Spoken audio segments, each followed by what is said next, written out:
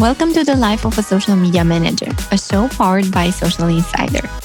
I am Maria, marketing expert, and every month I gather top social media experts to discover how to build a successful career as a social media manager with all the struggles of running online communities. Follow me and discover the good, the bad, and the ugly from the life of a social media manager.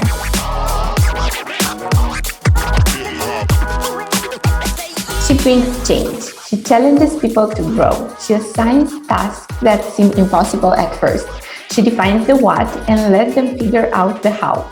Her team members have advanced in their careers much faster than employees in other departments.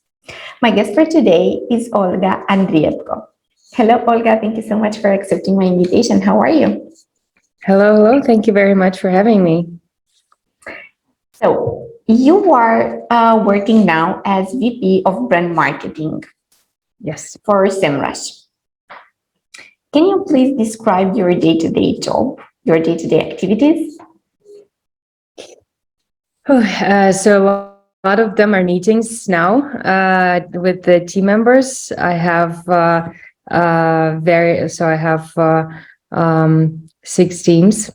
And so I need to, and also one of the team leads, she's on maternity leave. So I'm the acting lead of the team, which means that I have like a lot more direct reports, which I also have calls with. So right now it's just, a lot of alignment, and we do sprint plannings on Monday and then sprint reviews on Friday. And we have daily stand-ups. So that's like that's the meetings that I never change.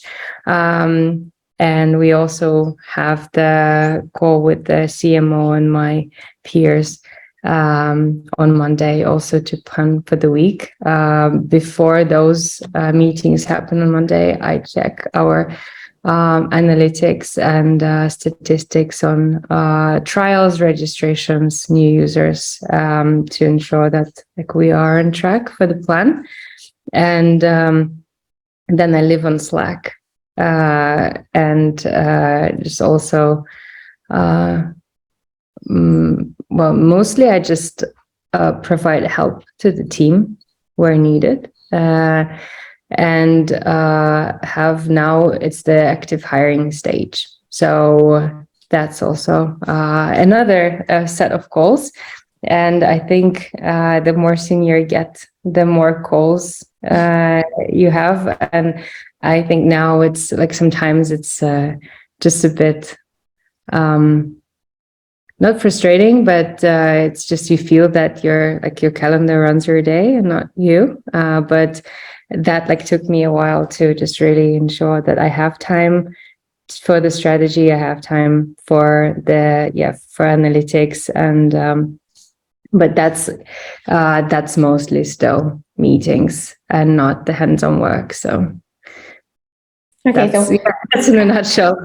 Your schedule is pretty busy. On average 20 hours of calls per week. Oh, okay, I understand.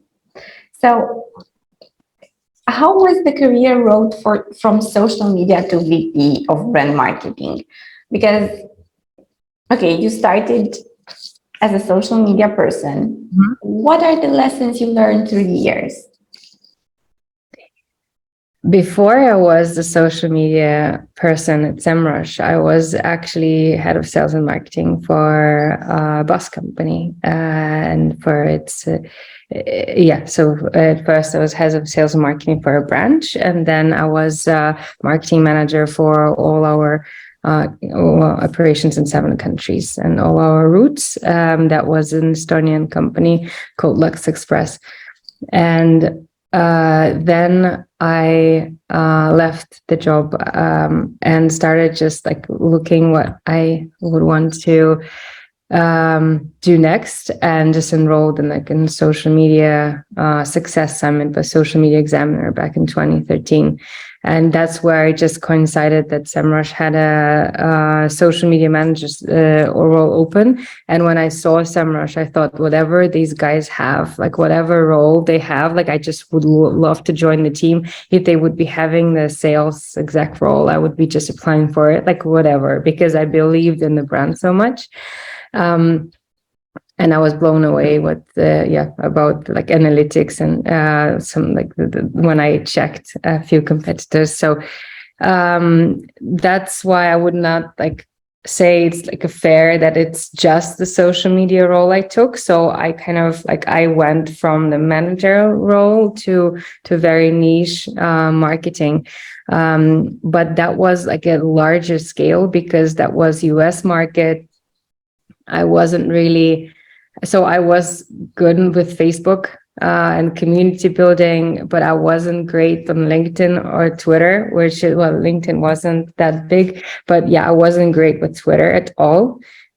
So I still had to learn a lot. But I think still like, while approaching all of the problems from more like a senior mindset really helped me.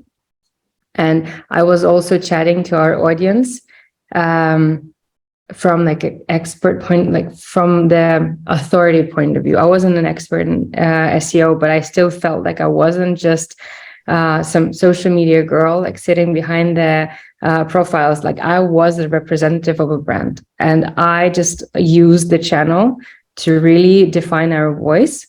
And what really helped me get more visibility inside the company, which was still very small back then,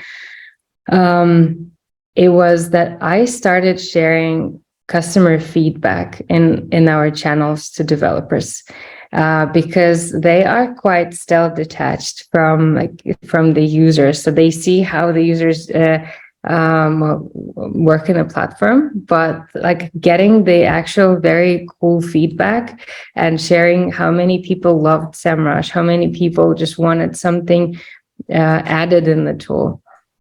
So that was something that just really evolved, and I just it ended up. So we had the TV screens in our kitchen, and there was a special like TV for Semrush keyword thread, like search on Twitter. So all of the Semrush mentions, they were always shown to anybody who was in the kitchen. So I think that was internally a great success. So I think social media managers are the ones that are closest to the public and to the audience. So they need to take the audience's feedback inside the company, and also inspire internal teams, because they might not really feel that the work is appreciated, and this is the best way to do it. Great, and I really love this. Actually, we just bought a TV here at Socialinsider, and we didn't know what to do with it. So now maybe this is a good strategy. We should try this. Yeah, well, it was fun. It was and we had the Twitter chat. So once a week on Wednesdays, the TV was like showing thousands of mentions. And they also saw how our community was growing, and for me, it was just a very beautiful thing. Yeah, it really is. So now let's talk about strategy, because I saw your posts on social media. They are both human and funny at the same time. So how would you define a good strategy on social media today, and how do you apply this to Semrush? Again, really depends on the stage where we are now. The team with a lot of resources, the internal design team, and also the expectation from the management to be killing it on social, because our community is so vital to us, and we need to really invest in the brand. Every company, and then even when you're smaller, there might not be this expectation from the management, or you wouldn't have resources. You would just have Canva, which I was using. So I was just like, so we had before there was paid account, we were using the free account. Then when they offered the premium, that like we enrolled with 6 accounts, and we've been using that like for 7 years for sure. So that's when I also joined, I thought that, okay, like there are other brands. I researched social media managers who were behind the brands for other competitors. I think this is a very interesting and important step to make. Also see who are you competing with, not in terms of only the companies, but personalities. Okay. And I realized that some competitors, they have like founders behind them. Everybody knew that what was Dixon from Majestic, the backlink analysis tool, who was replying, and he had like 15 years of experience, and it's like no way I will be providing the same level of answers, and I will never be that part of the community that just like very that is an expert in terms of like Olga, not Semrush. So I shouldn't even try. And there were other profiles. So I just not only identified as try to understand our place in the community, but also my own strengths. So I thought, okay, well, I can't really.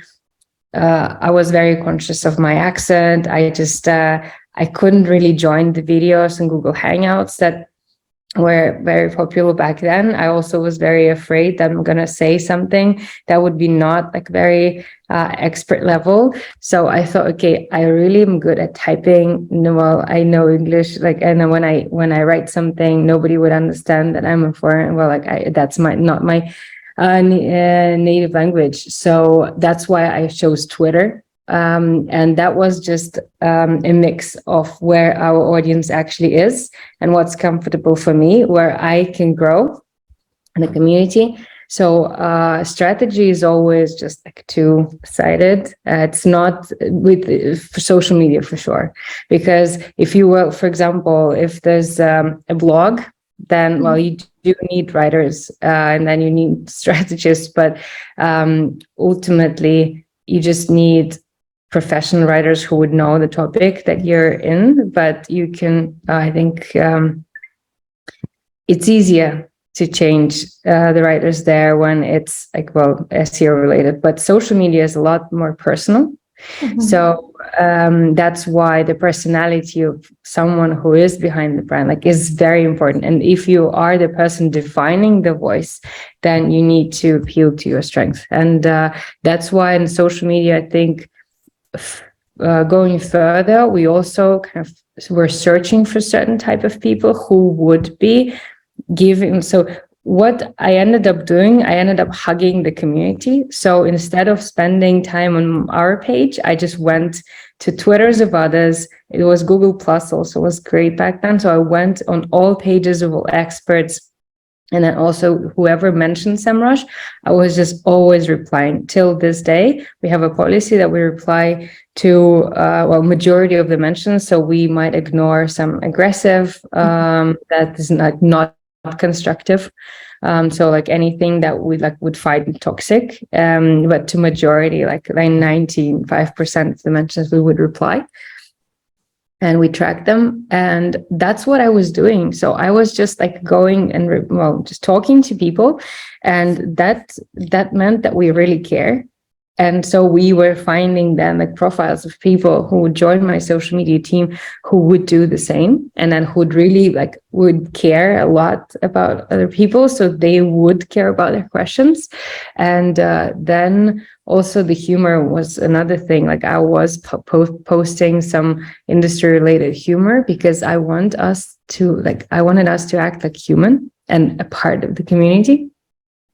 And also I then shared less of our news, but more of industry news.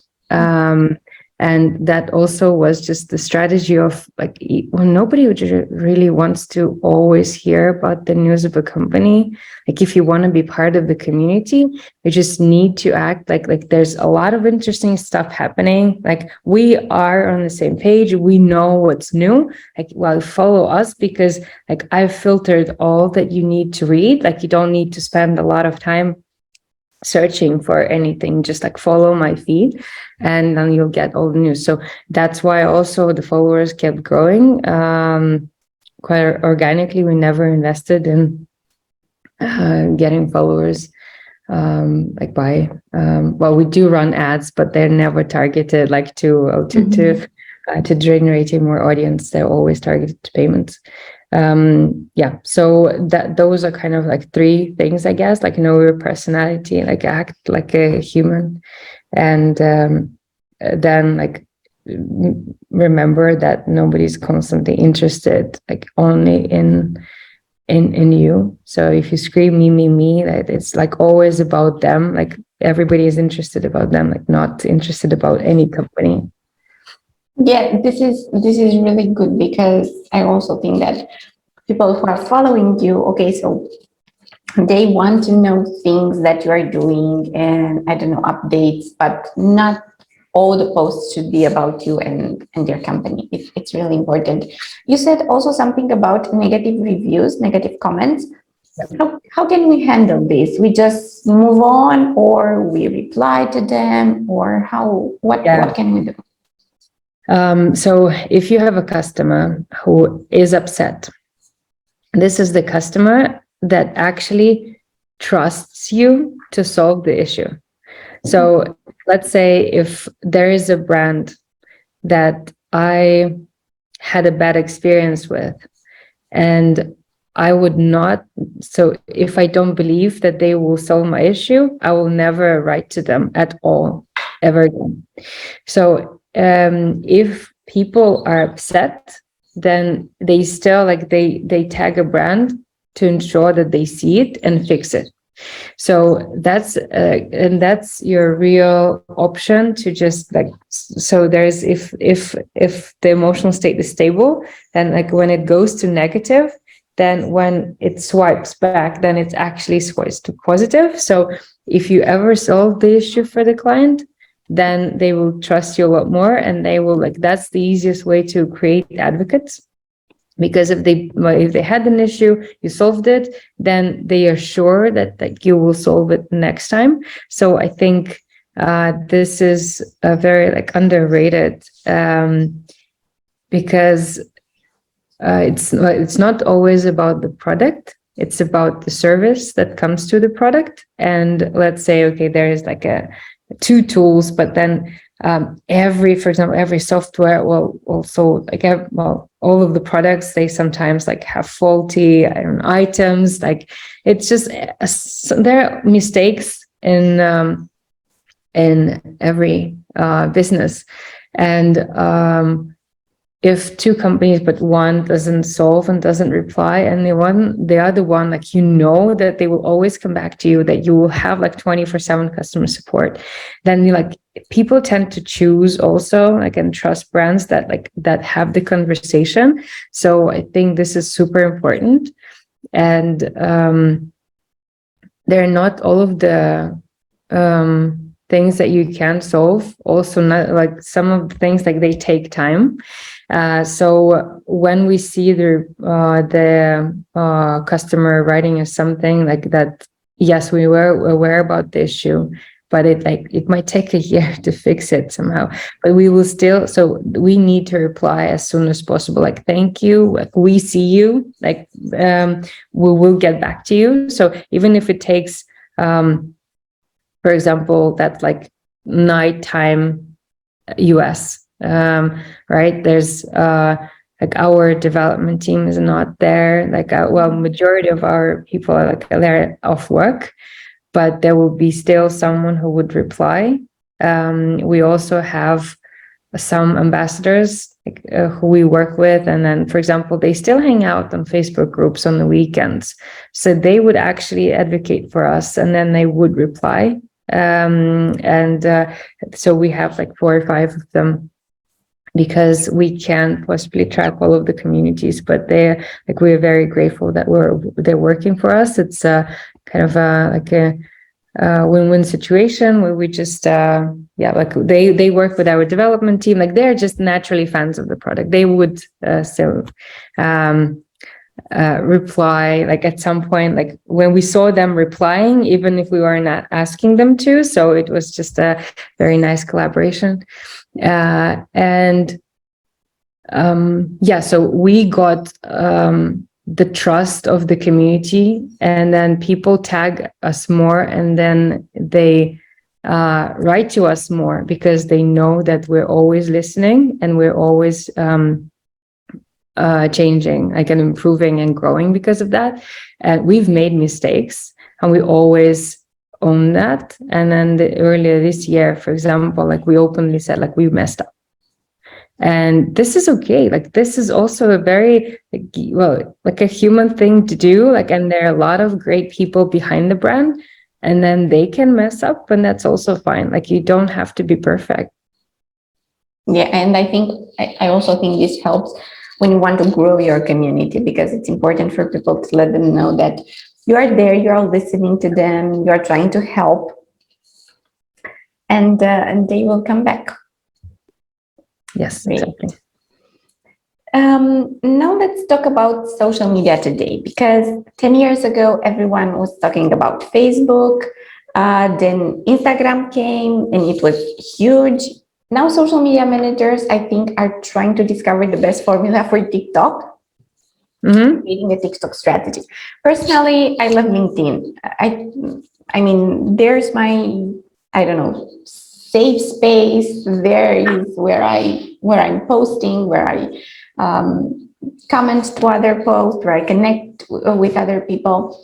How would you describe social media today?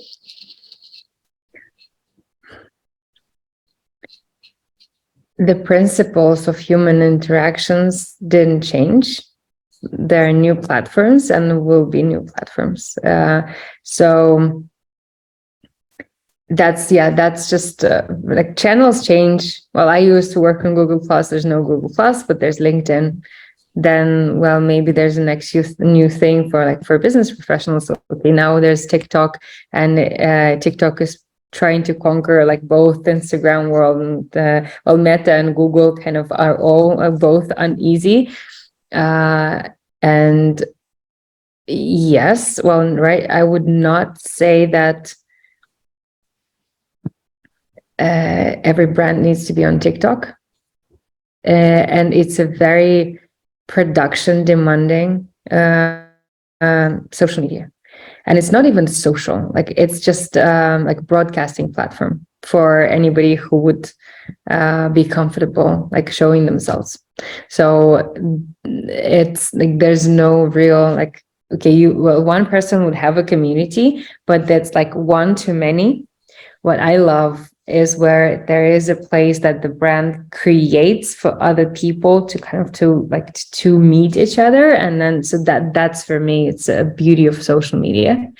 So we are on TikTok, and we will be growing it more. There's a completely different strategy, but again, we are a big brand. We can, like, we were experimenting with different formats. I can allocate $10,000 for a month for this, and then invest in figuring out what works in the platform. Yes, now we had 500,000 views in 1 quarter, and we are really growing. But a year ago, I said we're not going on TikTok. It's not yet the time.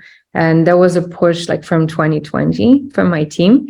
Yes, we might have missed something, but we've grown our LinkedIn because of that. Because my team was able to concentrate, prioritize, and don't ever feel like you're gonna miss out. People will join another platform, or you will be still able to take up your space in a new platform. So don't ever feel there's this fear of missing out. So also the team might not have the budget. And also, frankly, like the viral videos, more than a third of the viral videos is some person speaking. And if you don't have the CEO or someone like who is able to just like really dedicate the time and show their face, and I just don't really feel that this could be like a good time investment. And so, yeah, big brands have budgets, but the smaller ones, if that, for example, if we talk about like a bakery or I don't know, some like local legal services, you might still be better with Instagram because there are a lot more like potential still like to sell, and then also the ads work really well and they're not very expensive. So I don't think that there needs to be this like FOMO about TikTok, and it might not pay off for you. And if you're growing community somewhere and you're sure that there is audience, like stick with it, because while other people run to another platform, like there's still people, for example, people who hang out in the Facebook groups, they don't want to go and they don't go anywhere else. There were cases where companies trying to take their community, for example, to Slack from Facebook groups. Like it's not happening. People are just upset. They push back because if somebody is using Facebook, they are using Facebook. And then just like, so if you have time and money to create another community on another platform, go for it. Okay, but it's not essential. I mean, if you don't have to be on all social media platforms at the same time. People should know that, okay, if I want to follow this brand, I just go on Facebook, on Instagram, and they will be there. I can know everything about them just following. I don't have to go on Facebook, even on TikTok, or maybe they are posting something different on LinkedIn. Yeah, I would say 2 platforms would be a good mix. Okay, great. So we talked about social media. Now let's talk about content strategy. What type of content should we post? How would you describe a good content strategy? A good content strategy is something that, first of all, just helps and has value for your audience and not necessarily just like your promotional content. So I would say maybe like 70-30, 70 useful content or like some fun content, just and then 30 promotional or something that where you push them to take action. I would say it would be a good ratio. Okay, great. And then about the like what should you post? It just also depends really on the type of the company. Let's say like healthcare, I don't know, like some aesthetic medicine or something, that there are a lot of questions that people are searching for before they make a decision to go. So I think then the whole content should be about how to or what is questions. And then I would suggest like YouTube, because YouTube like has its own search. Google, Google owns YouTube, so YouTube video also come up in searches. So I would then recommend like going with that, because then it would be very useful, but also you would be the first like point of contact and point of trust to the potential client. But there it's and then you would still need to then invest also in a bit of a in local SEO, if that's a local clinic, for example. Then if you're like in fashion, probably you just need to go and then you have to publish a lot of looks, and then you have to show yourself, and then you pick Instagram. So I think this no universal like strategies. Always start with what works for your niche and what still like what others are using, like what other social medias like more are the most important and popular in your niche according like to your closest competitors and even further competitors where media brands in your industry also hang out. So like in fashion, like where would Vogue be posting, like what's their top profile. So it's not only about the companies, it's about the media in that space. And then we do use educational and humor. Like this is our top two content formats. And with the humor, like I recommend this to everybody. And how we do that, we have like the social media team has a closed group where they monitor they exchange information knowledge about the trends, and they also just have some hashtags. Well, just like they do track what's really trending. Then they also brainstormed a huge list of challenges that our audience has. And then when they see the trend, when they see some meme happening, they check what they could use from the audience pain points and apply it to this trend and publish it as quickly as possible. And also, the questions that you need to ask, is it on brand? So is it actually fitting the tone of voice? And is it relevant to the audience? And if yes, then you just publish it as quickly as possible. But not all of the brands would really be okay with instilling humor, I think. So it really depends, again, like on what's your direction. So that's something that you need to ask your brand team or your CMO about. So what's the tone of voice? Is it super like official? Like, well, social media, if your tone of voice is official, then social media is still it's still friendlier than most of other channels. But if it's semi-formal, then you're good to go with humor on social media. So it really just, but check before with either the founder, if it's a very small company, CMO, head of marketing, to ensure that you're aligned. But if you're the first social media person, they've never done anything, then just ask for some leverage in testing and see, and also maybe check, and also use different tones of voices and different types of content across few social media platforms and see what really sticks.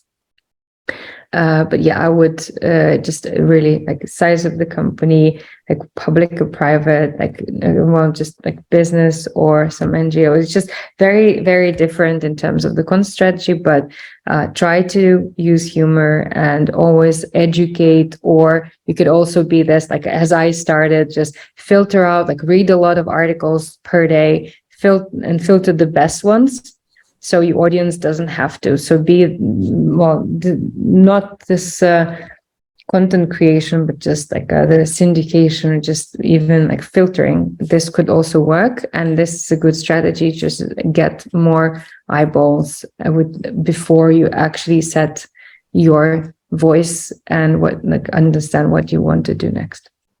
Okay, great. So from what I understand, for you at Semrush, the formula for going viral is a mix between educational and funny content. Yes, and education content actually also picks up really well, but in the form of infographics. So what the team was doing for the blog, they saw a new post, and they were creating infographic themselves and sharing that, and that really picked up, because just the content, it doesn't pick up the same way on social media. And then the blog team started adding those infographics to the blog because they were not initially the part of the blog post. And now the blog team is conscious that they need to produce it, but also like internally, don't expect something from the other team. If you know it needs to work for your channel, just build it. And well, our CEO follows us on social media. So that, like, for example, he really understood instantly, like, what we were doing. And then he also checks the blog sometimes. So he, then like, he was blown away by, like, well, suddenly, like, us picking up with the educational content, because it was not the thing before. And so it just also, you just ensure that your strategy, like, do whatever like you need. And sometimes, again, like, Canva has a lot of templates for the infographics. Just use it, and then come to your team, come to your management and say, well, hello, like, we need resources, like, this really works. And then this is like 10x engagement. And then it's a lot harder to say no. And then I wouldn't say no to this. Like, this is a great idea. And we really allocated more resources. And I also talked to the blog team to ensure that, well, like, they paid attention, like, to what we were doing. And actually, that's not our job. Well, in terms of, like, social media team. And it's blogs team to ensure that there's, like, a different types of content. So now it's a great collaboration. But it all starts with like social media team initiative. Great, yeah, because at Socialinsider every month we are releasing a social media study, and at the beginning we were sharing the insights on social media, or we were sharing the graphics, but then we also started doing infographics, and we saw that people engage more with them, people share them, and this visual content is really good for social media. Olga, thank you so much for this talk. It was really great having you as my guest here. And I have 2 more questions for you. And one is, whom should I invite next in this podcast? So there is one person who's like absolute legend, I think, in social media. And he is the director of social media in McDonald's. I don't know if so Guillaume Queen, I think, is his name. He is the genius behind all the, like, McDonald's campaigns, and he's been there, like, from 2010, I think, for over 10 years. So yeah, like, I would recommend talking to him if he agrees. Great. I will definitely connect with him on LinkedIn after this talk. And my last question for you is, where can people find you and follow you? LinkedIn would be the best place. I'm very active there. So just search for Olga Andrienko, and we'll connect. Great. Thank you so much. It was a really pleasure having you here. Thank you so much for having me. Have a great day.